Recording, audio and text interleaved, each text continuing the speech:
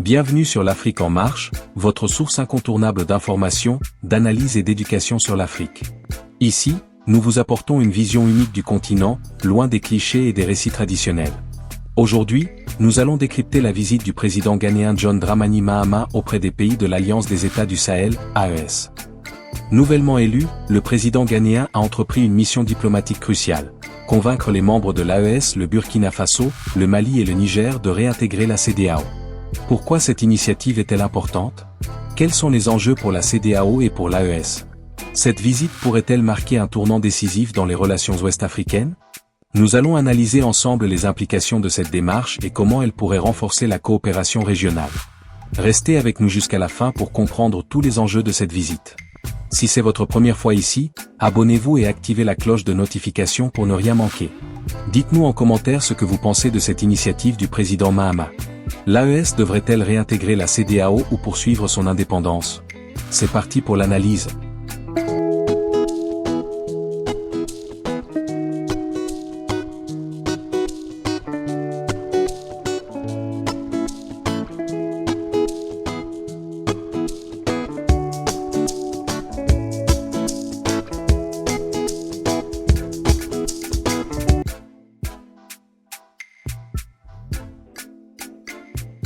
L'Alliance des États du Sahel, AES, composée du Burkina Faso, du Mali et du Niger, a pris la décision de quitter la Communauté économique des États de l'Afrique de l'Ouest, CEDEAO, en raison de profondes divergences politiques. Cette rupture a engendré une fracture institutionnelle au sein de la région, exacerbant les tensions diplomatiques et fragilisant l'intégration ouest-africaine. L'absence de ces trois pays, qui jouent un rôle clé dans la stabilité du Sahel, a eu des répercussions sur la coopération sécuritaire, économique et politique dans l'ensemble de la sous-région. Dans ce contexte, la reconnaissance officielle de l'AES par la CEDEAO pourrait représenter une avancée significative vers l'apaisement des tensions et la restauration d'un dialogue constructif. En reconnaissant l'existence et la légitimité de cette alliance, la CEDEAO ouvrirait la voie à une diplomatie plus inclusive, évitant ainsi une polarisation qui pourrait nuire aux intérêts de tous les États membres. Plutôt que de persister dans une opposition rigide, un cadre de discussions équilibré permettrait de trouver des solutions adaptées aux besoins et aux attentes des différentes parties prenantes. De plus, cette reconnaissance pourrait marquer le début d'une nouvelle approche de la gouvernance régionale, mieux alignée sur les réalités du Sahel.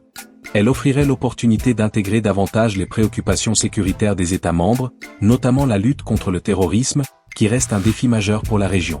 Par ailleurs, sur le plan économique, un rapprochement entre la CEDEAO et l'AES favoriserait la coopération en matière d'infrastructures, de commerce et de mobilité, garantissant ainsi une meilleure intégration des marchés et une stabilité accrue pour les populations.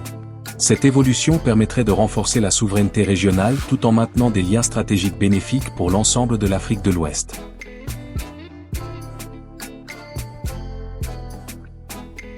La CEDEAO a toujours eu pour mission de favoriser l'intégration régionale, la coopération économique et la stabilité politique en Afrique de l'Ouest.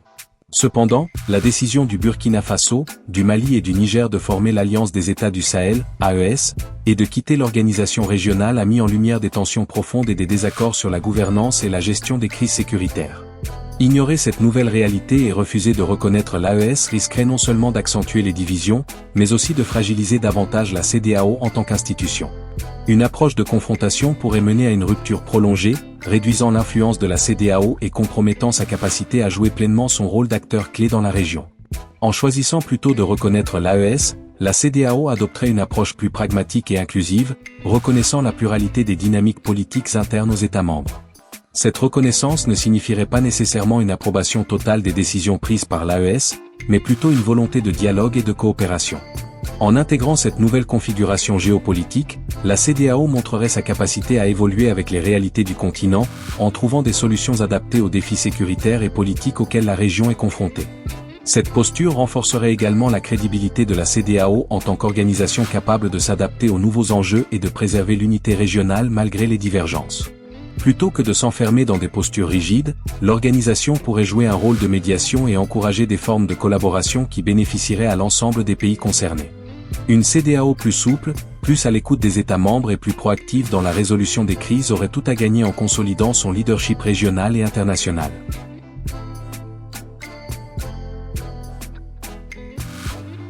Le Sahel est aujourd'hui l'un des foyers les plus instables du continent africain, confrontée à une menace terroriste croissante qui met en péril la sécurité des populations et le développement économique de la région. Les attaques de groupes armés, les enlèvements et les conflits intercommunautaires ont fragilisé les États concernés, rendant indispensable une réponse coordonnée et efficace. Dans ce contexte, une coopération renforcée entre l'Alliance des États du Sahel, AES, et la CEDEAO représenterait une opportunité stratégique pour améliorer la gestion des menaces sécuritaires et stabiliser durablement la région. L'un des principaux avantages de cette collaboration résiderait dans la mutualisation des ressources et des stratégies de lutte contre l'insécurité. En travaillant ensemble, les États membres de l'AES et de la CEDEAO pourraient partager des renseignements, harmoniser leurs politiques de défense et coordonner leurs actions militaires sur le terrain. Une telle synergie permettrait d'optimiser l'efficacité des forces engagées dans la lutte contre le terrorisme et de mieux sécuriser les frontières, souvent utilisées par les groupes armés pour se déplacer et opérer librement.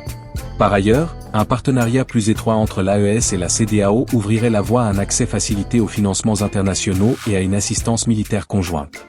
Les bailleurs de fonds, les institutions internationales et les partenaires stratégiques, tels que l'Union africaine, l'Union européenne et les Nations unies, pourraient être plus enclins à soutenir une initiative régionale concertée plutôt que des efforts isolés.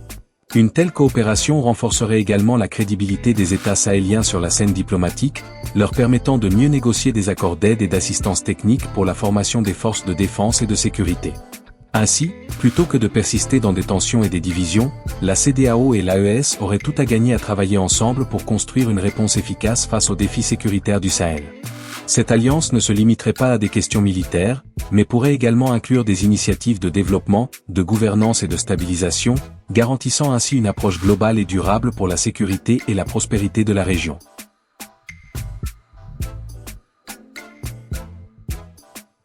Une coopération renforcée entre l'Alliance des États du Sahel, AES, et la CEDEAO constituerait un levier puissant pour dynamiser les échanges commerciaux et stimuler les investissements dans la région.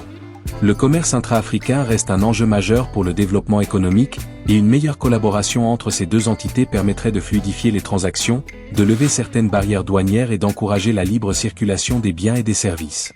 L'AES, en raison de sa position stratégique au cœur du Sahel, représente un axe commercial essentiel reliant l'Afrique de l'Ouest au reste du continent, et son intégration dans un cadre de coopération avec la CEDEAO faciliterait l'accès aux marchés régionaux.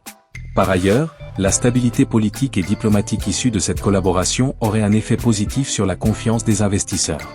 Les incertitudes politiques et les tensions entre l'AES et la CEDEAO ont jusqu'à présent freiné les investissements étrangers et entravé le développement de grands projets. En adoptant une approche concertée, ces pays pourraient attirer davantage de capitaux pour financer des infrastructures essentielles, telles que les routes, les chemins de fer, les ports et les réseaux énergétiques. De plus, l'agriculture, qui constitue un secteur clé pour la sécurité alimentaire et l'exportation, bénéficierait d'un climat économique plus favorable, permettant aux producteurs de mieux accéder au financement et aux marchés internationaux. Une telle intégration éviterait également les conséquences désastreuses des sanctions économiques imposées aux pays de l'AES par la CEDEAO.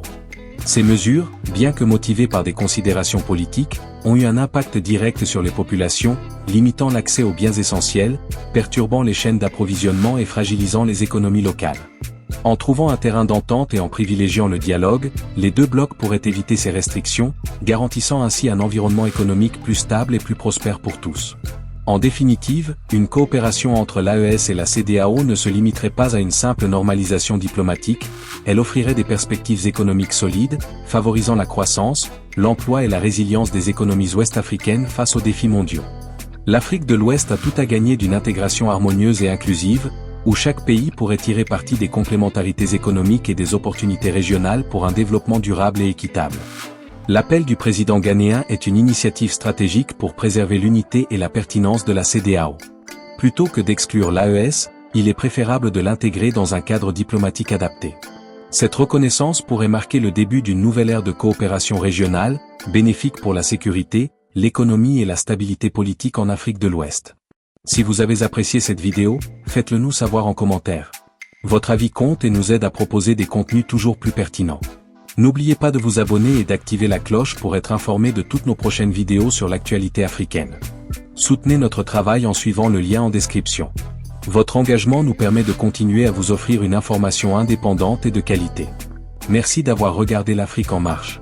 À très bientôt pour une nouvelle analyse.